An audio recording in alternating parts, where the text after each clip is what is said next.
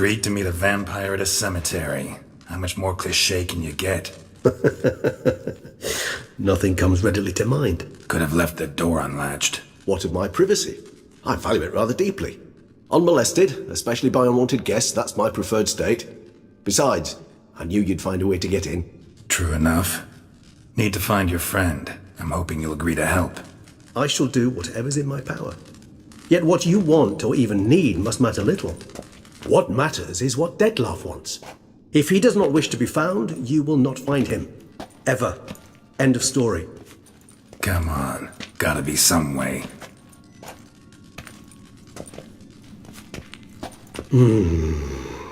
Vampires can evade detection by the senses, and no divination magic works on us. Even the most precise megascope would be useless. And this? Could this help? Wherever did you get that? Off one of the beast's victims, found by a bend in the river. Body was chopped in pieces. 3 of those pieces were hands. Hand with the ring seemed the odd one out. Abruxa had taken an interest in it.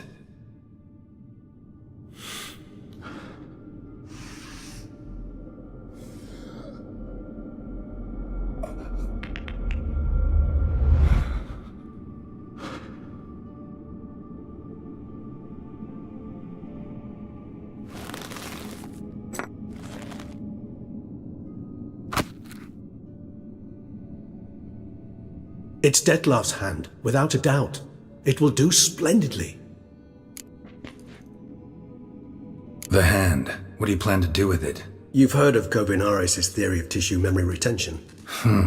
Rings a distant bell. Read about it in Alchemia Oblitera. There's a copy at Kaer Morhen, tattered, nearly disintegrated. But if memory serves, Kovinaris never managed to prove it worked. He did prove it, just never managed to publish his findings. He and I corresponded, you see, after we became friends.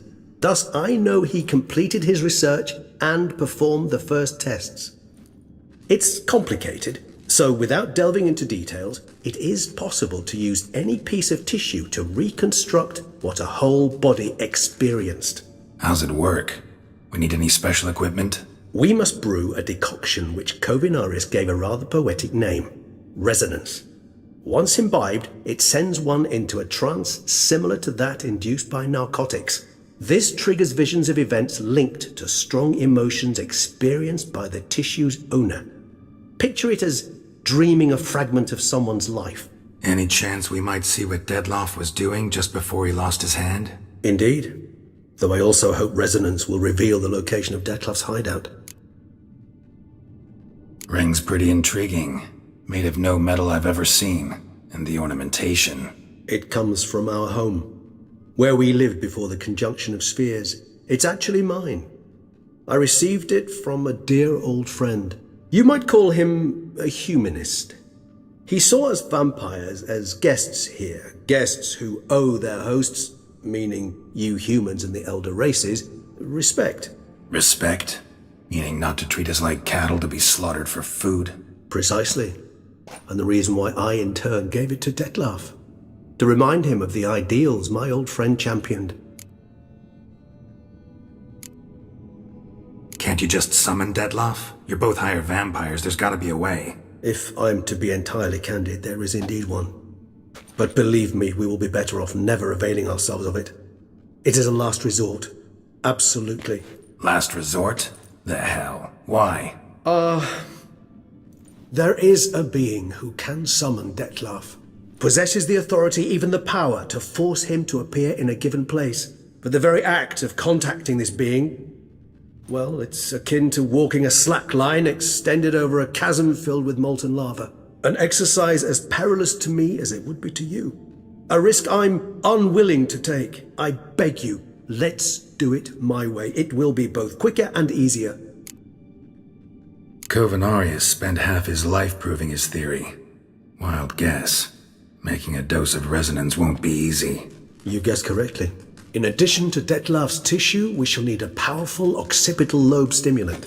Effectively a poison, to make one susceptible to visions. Well, got a few ingredients to choose from. Unfortunately, all are pretty rare. There's Mamoon glands, but closest ones I know of are in Vizima.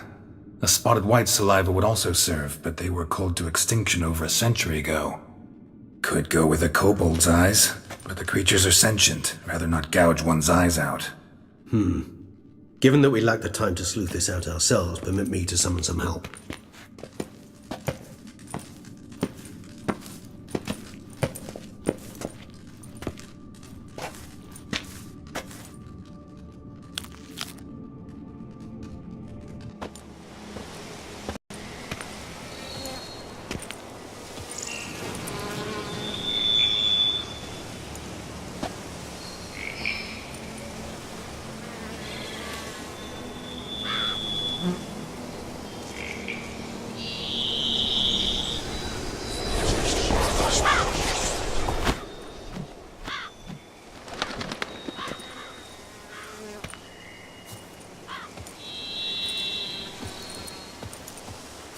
What was that? A raven?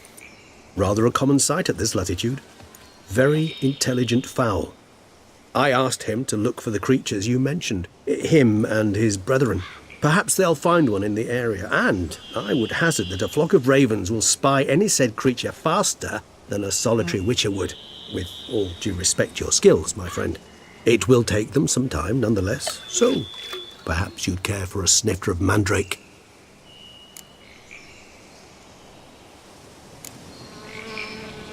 Not really in the mood for your concoctions, especially given how they make you say things you'd rather keep to yourself. Remember that aspect very well. Geralt of Rivia, do I detect a guilty conscience? Word is, only those ashamed of the truth seek to conceal it. Not about to fall for that. Forget it. Need a nap, and that's how I'm gonna use this time.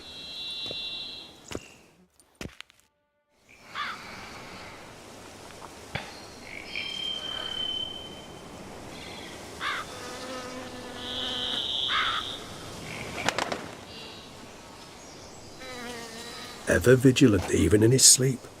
Quite vampire-like, in fact.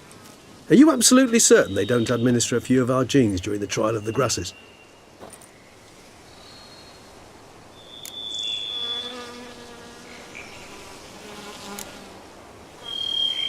Appreciate the compliment. Got something for me? You were right.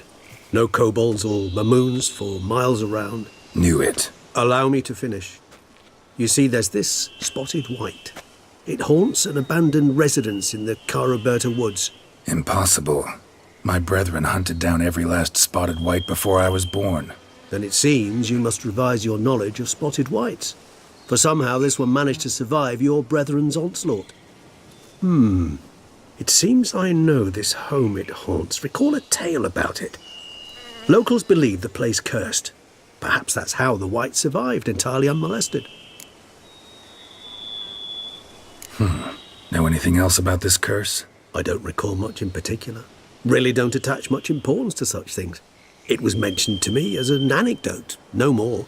Come on, search your memory. Something, anything could be important. I believe it had a relation to hunger, or, perhaps greed, rapacity. Someone was punished for something... Textbook definition of a curse, pretty much. Sorry, Geralt, I try not to clutter my mind with the details of every far-fetched tale I happen to hear. What are your thoughts? A specimen of a species thought long extinct, and a curse, in one place. That a coincidence, or are they related? Ah, professional curiosity. Personally, I've nothing against you delving into this dilemma, but please remember we need the white's saliva. Nothing beyond that.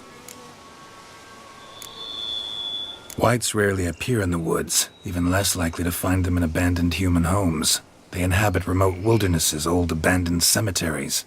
What's your point? This might not be a spotted white after all. Your little helper might have made a mistake. I sincerely doubt it.